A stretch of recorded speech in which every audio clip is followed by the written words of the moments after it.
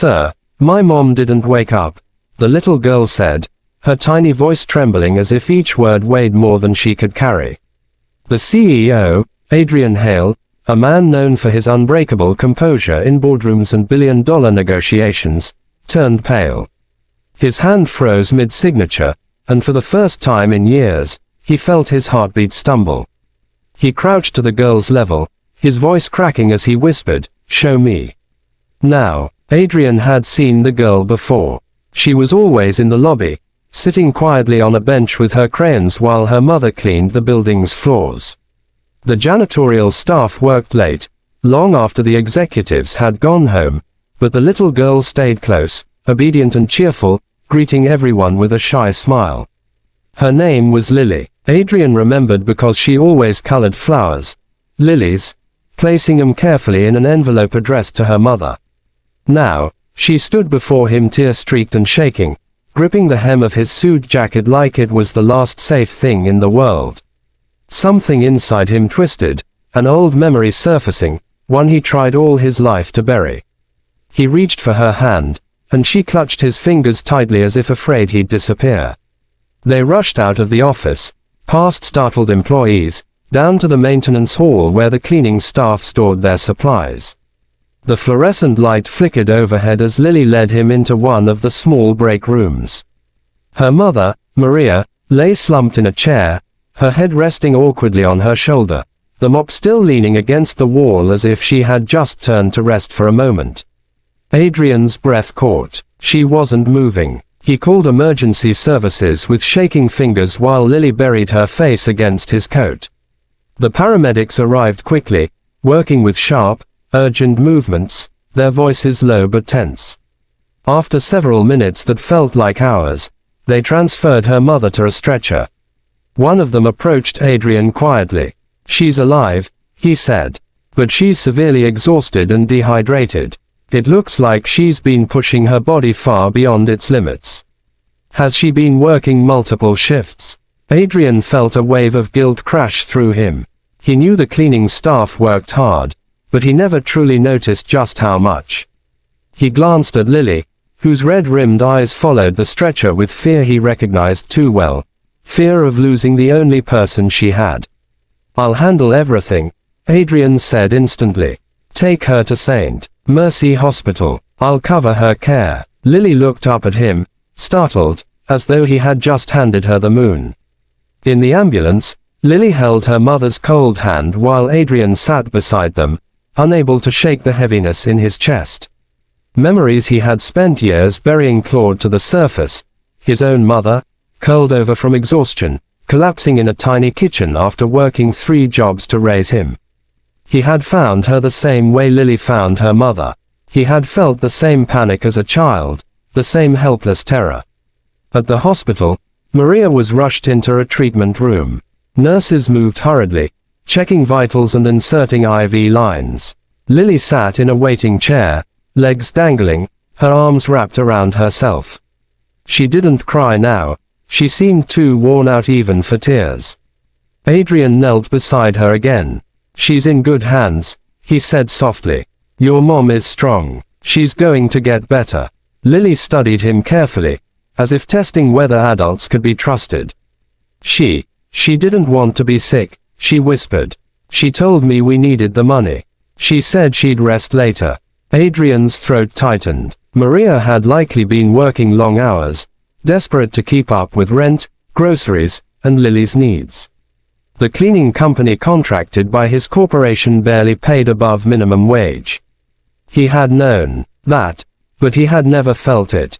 "I should have seen it sooner," he murmured, mostly to himself. For the next several hours, Adrian stayed with Lily, refusing to leave her side even when his assistant urgently texted him about meetings, calls, and investor expectations.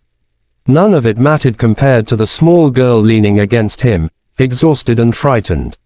When Maria finally regained consciousness, she saw Lily curled up on a chair beside her and Adrian standing quietly at the foot of the bed. She attempted to sit up, startled and confused.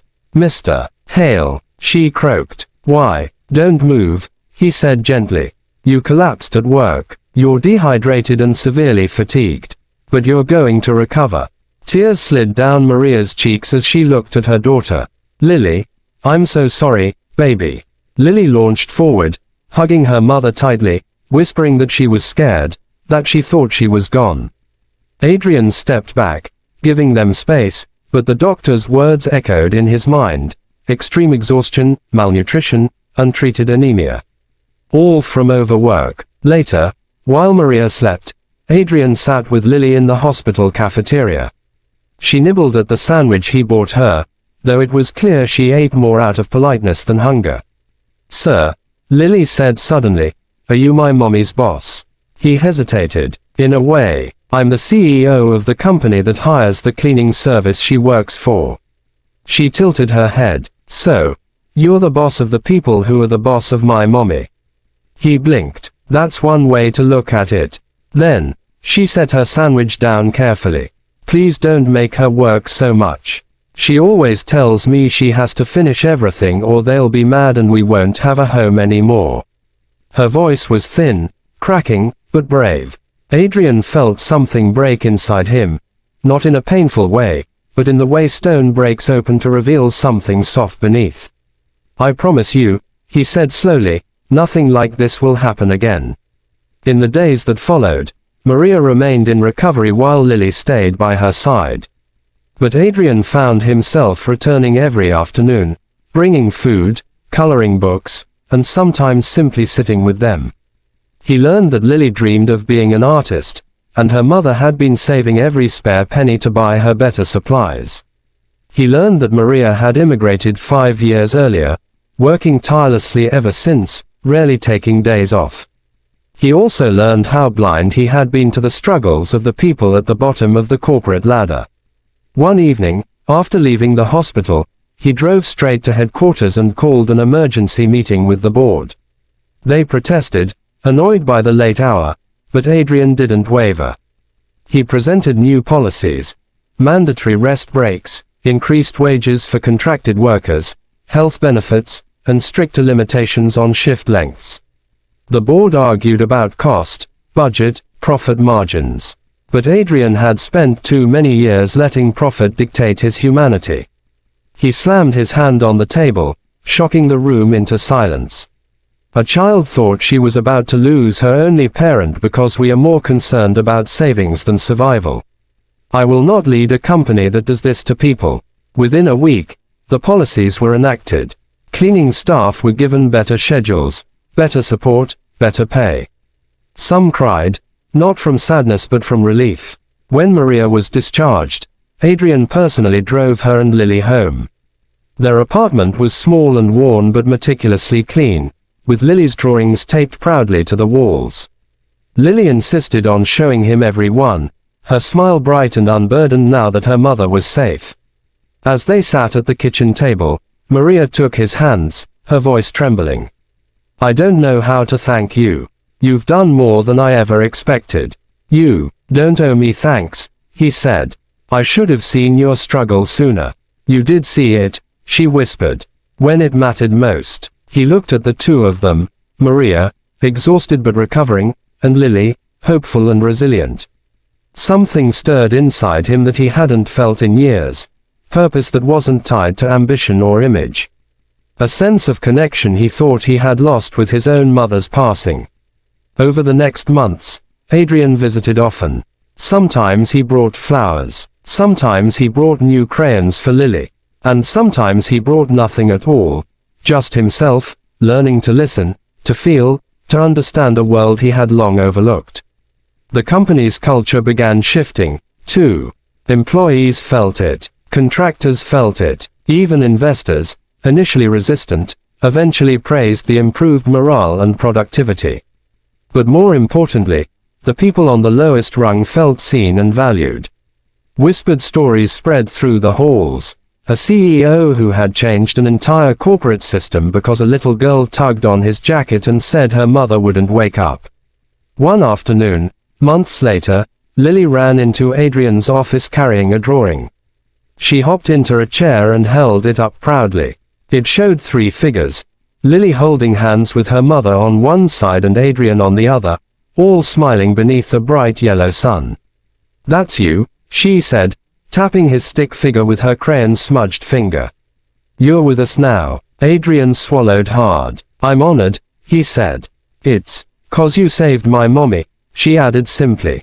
"And you saved other people's mommies and daddies too. Mommy says you changed everything." He looked at the drawing again, and in that moment, he realized she was right. Not just about the changes he made, but about the change in him. Lily climbed into his lap, leaning comfortably against him the way only children with absolute trust could. "Mommy says you're our friend now," she murmured. He smiled softly. "I'd like that very much." Lily nodded, satisfied, and hopped down. "We're making dinner tonight. You have to come," Mommy said. He laughed, the sound echoing warmly.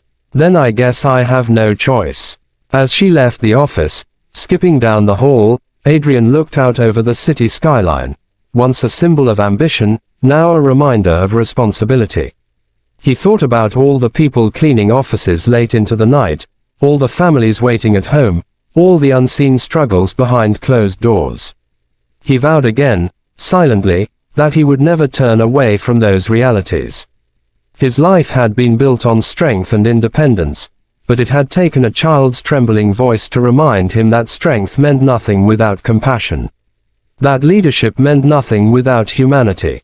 That success meant nothing if the people who helped build it were left behind. And for the first time in many years, Adrian felt something settle peacefully inside his chest. Not the pride of achievement, but the quiet certainty that he was finally becoming the man his own mother had hoped he would be.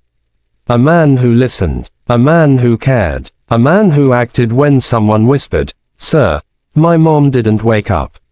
A man who chose to show up, again, and again, and again.